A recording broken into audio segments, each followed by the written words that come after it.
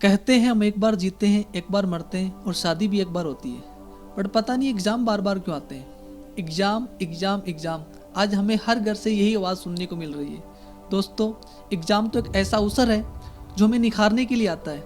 Exam तो वो फूल है जिसके खिलने से ही हमारी ज़िंदगी में बाहर आती है, लेकिन आज यही एग्ज़ाम हमारी ज़िंदगी का सबसे बड़ा बैरियर बना हुआ है। अब इस बैरियर को कैसे हटाएं?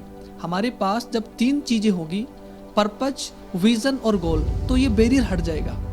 कहते हैं बहुत पुराने ज़माने में किसी गांव में एक मजदूर रहता था जो पत्थर फोड़ा करता था। गांव के कुछ लोग उस मजदूर के पास गए और जाके कहा कि तुम अगर कुछ औजार ले आओ तो ये तुम्हारा पत्थर फोड़ना आसान हो जाएगा। वो मजदूर, जिसे औजार के बारे में नॉलेज भी नहीं थी, वो गाँव से दूर शहर में औजार खरीदने के लिए जाता है और एक शॉप पे पहुँच जाता है। शॉपकीपर उसे गलती से लकड़ी काटने की आरी दे देता है।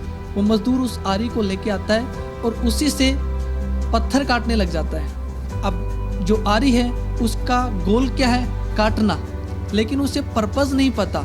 तो ये काटना उस आरी के लिए क्या है? बैरियर बन गया, सबसे बड़ा बैरियर बन गया।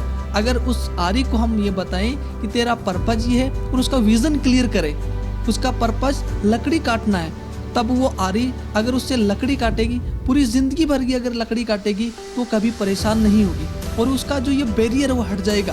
फ्रेंड्स, वो आरी है, वो अपन है। अगर अपन अपना पर्पस क्लियर नहीं करेंगे और विज़न क्लियर नहीं करेंगे तो हमारा जो ये एजुकेशनल एग्ज़ाम वो बैरियर बन जाएगा।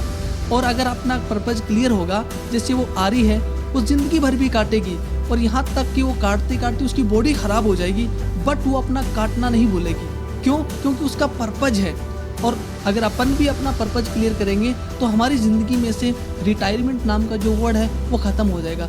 अगर अपन बूढ़े भी हो जाएंगे तो हमारा ये जो दिल ये हमेशा ही जवान रहेगा। इसलिए फ्रेंड्स, हमारा पर्पज क्लियर होना बहुत ज़रूरी है। आज एक स्टूडेंट है, उससे पूछिए उसका पर्पज, तो सिर्फ परसेंटेज गेट करना ही उसका पर्पज है। एक रेस लगी हुई है परसेंटेज लेने की। अगर वो परसेंटेज नहीं मिलते हैं तो एक स्टूडेंट सुसाइड तक कमिट करने की सोचता है, जो आज हमारे समाज के अंदर हो रहा है। और किसी और से अपन पूछें कि उसका पर्पज, उसका गोल जो है, बहुत सारे स्टूडेंट हैं वो इसलिए पढ़ाई कर रहे हैं कि उनको जॉब मिले।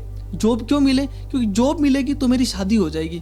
फ्रेंड्स, शादी करना और परसेंटेज लेना अगर हमारी एजुकेशन का अगर ये पर्पज है तो फिर हम अपने एजुकेशन का जो ये मोटो इसको कभी भी फुलफिल नहीं कर पाएंगे। इसलिए हमारा विज़न क्लियर होना चाहिए, हमारा पर्पस क्लियर होना चाहिए। अगर हमारा ये क्लियर होगा तो हम अपनी लाइफ के अंदर उस आरी की तरह, अगर वो लकड़ी काट रही है तो बड़ी स्मूथ तरीके से हमारी लाइफ जाएगी और हम अपनी लाइफ में कभी भी थकेंगे नहीं। इसलिए मैं कहना चाहता हूँ, नहीं डरता मैं एग्ज़ाम से, नहीं डरता मैं एग्ज़ाम से, मुझ में तो यमराज को हराने की भी ताकत है, लेकिन जिसका कोई मकसद नहीं हो, मैं तो उस इम्तिहान से डरता हूँ।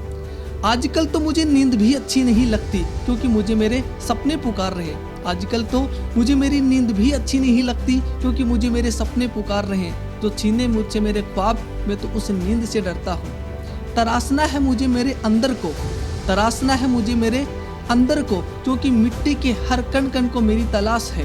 तराशना है मुझे मेरे अंदर को, क्योंकि मिट्टी के हर कण कण को मेरी तलाश है। जो ना तराशे एग्ज़ाम की परेशानियों को, मैं तो हर उस इंसान से डरता हूँ। मुझे तो एहसास है, मुझे तो एहसास है, मैं अपने समाज, अपने देश और अपने अपनों के काम आ जाऊँ इसलिए पढ़ता हूँ। मुझे तो एहसास है, मैं अपने देश, समाज और अपनों के काम आ जाऊँ इसलिए पढ़ता हूँ। जो करे कर किनारा इन चीज़ों से, मैं तो उन लोगों से डरता हूँ।